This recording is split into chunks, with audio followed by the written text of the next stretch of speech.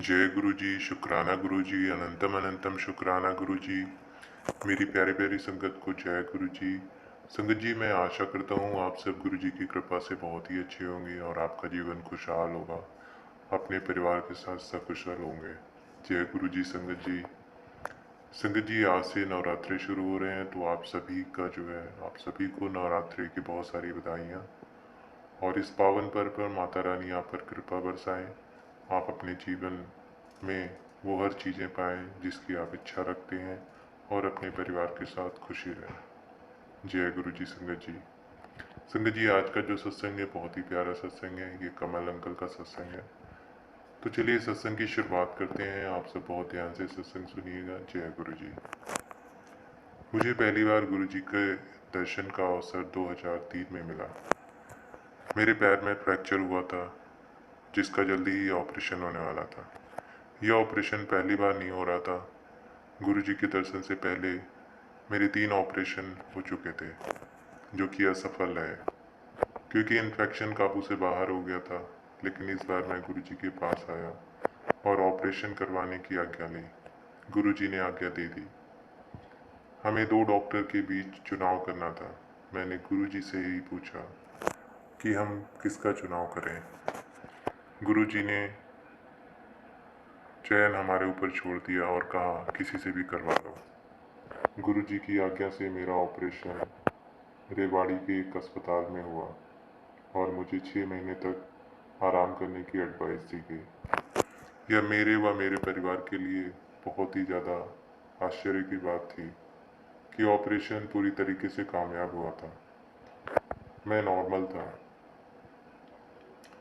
इस तरह से अभी तक जो स्वास्थ्य लाभ पिछले 3-4 कोशिशों में नहीं मिल पाया था, वह गुरु जी की कृपा से इतने सहजता से मिल गया था।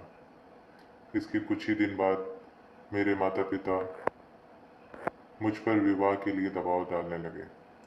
मेरा एक मित्र विनोद, जो गुरु जी की संगत का ही हिस्सा था, को स्वप्न में गुरु जी के दर्शन हुए। उसने देखा कि गुरु जी शिव मंदिर में, जो कि दिल्ली में है, भगवान शिव के आसन पर विराजमान है। हम दोनों एक ऊंचे स्थान पर बने गुरु जी के आसन के पास जा रहे हैं। जैसे ही हम वहाँ बैठते हैं, विनोद को गुरु जी के चरण दबाने का मौका मिलता है। अचानक गुरु जी एक निमंत्रण पत्र निकालते हैं और विनोद को यह कहते हुए देते हैं कि यह कमल की शादी का कार्ड है। विनोद प्रत्युत्तर देते हुए पूछता है कि यह शादी कब होगी। गुरु जी उसको जवाब देते हैं कि जब सही समय आएगा तब वह खुद ही अपनी शादी कर लेगा। साथ ही गुरु जी यह भी भविष्यवाणी करते हैं कि विनोद ने अपनी माता जी को खो दिया है, लेकिन उसे एक बहुत प्यार करने वाली और ध्यान रखने वाली सासू माँ मिलेगी। यह सब मंगलवार को घटित हुआ था और अगले दिन ही विनोद ने पूरे स्वप्न के बारे में मुझसे बताया। जब गुरुवार को हम मंदिर गए, गुरु जी हमें देखकर मुस्कुराए, जो कि उनकी तरफ से दिया गया एक प्रमाण था। अगले ही दिन मेरा परिवार लड़की के परिवार से मिला। यह दोनों ही परिवारों की पहली मुलाकात थी। शनिवार के दिन मैं वापस संगत में गया और विवाह के लिए गुरु जी की आज्ञा और आशीर्वाद ली और सभी विवाह संबंधित कार्य बहुत जल्दी से आरंभ कर दिए। रविवार को मेरी सगाई हुई और एक सप्ताह से भी पहले गुरुवार को मेरी शादी भी संपन्न हो गई। जब मैं शुक्रवार को मंदिर पहुंचा तो मैंने गुरु जी को विवाह के बारे में बताया। उन्होंने बहुत अच्छे बहुत अच्छे बहुत अच्छे कहा। गुरु जी के यह पवित्र वचन यादगार हैं और हमेशा हमें इस बात से आश्वस्त करते हैं कि उनकी कृपा सदैव हमारे साथ है। जब मेरी पत्नी पहली बार मेरे साथ गुरु जी के मंदिर गई, गुरु जी ने उसे जा ऐश कर कहकर आशीर्वाद दिया। अगर मेरी शादी में कोई प्रामाणिकता होती तो कोई भी अनुमान लगा सकता था कि गुरु जी के स्वप्न सिर्फ स्वप्न नहीं होते, वह गुरु जी के साक्षात दर्शन के ही समान है। गुरु जी का एक स्वप्न जो हकीकत बन गया, मेरी शादी एक ऐसा ही उदाहरण है।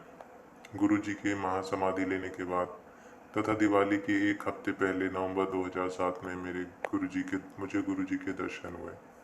मैंने एक बड़ा मैदान देखा जिसमें एक ही कमरा है जहाँ पर गुरुजी अपनी गद्दी पर बैठे हुए हैं।